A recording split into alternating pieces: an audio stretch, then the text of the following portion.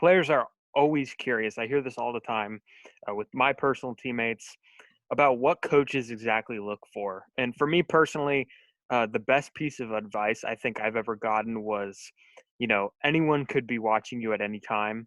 Like I always thought the absolute gamers that I've played with or played against were the guys that, would strike out to end the inning and then be the first ones out at their position. So what's your philosophy on maybe what coaches look for in terms of work ethic, et cetera?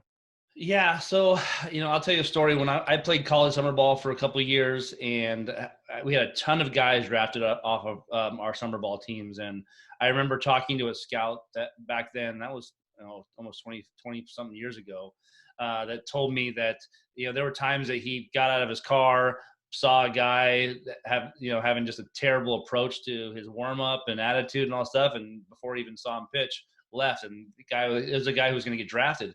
And so for me, I think at this stage in 2020 that the way the game is, I just think that attitude, effort, those are the kind of the bare minimum. I think they're really important.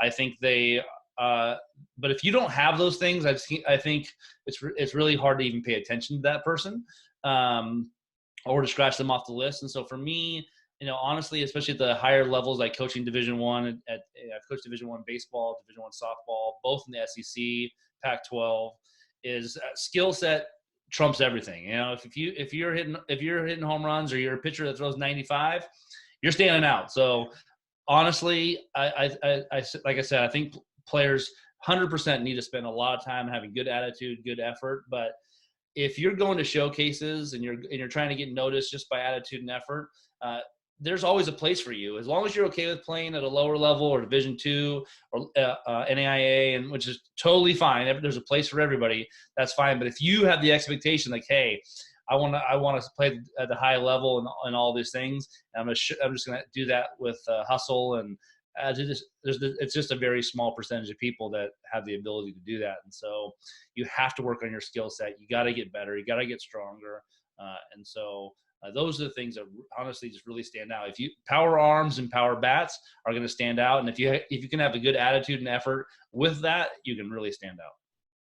So a lot of the fun aspect in baseball that I've noticed kind of disappears as you get older, and I've seen it. I'm sure you have too in some cases. So how do you remind the kids and keep them motivated to have fun while competing at the same time?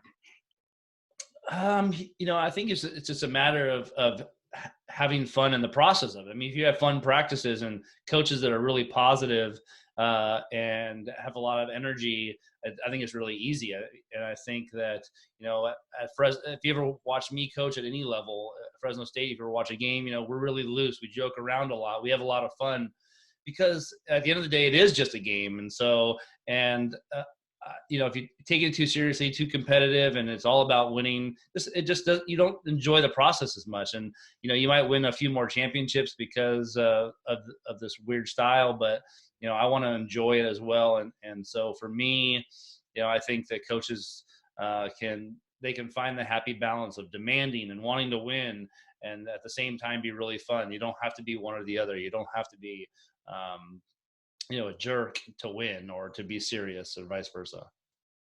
I think a lot of that has to do with parents too. I mean, one of the messages that you mentioned that a lot of your social media posts have to do with parents, and how much of an impact have you seen from parents in terms of putting pressures on putting pressure on their kids, and because it gets a little ridiculous sometimes. Yeah.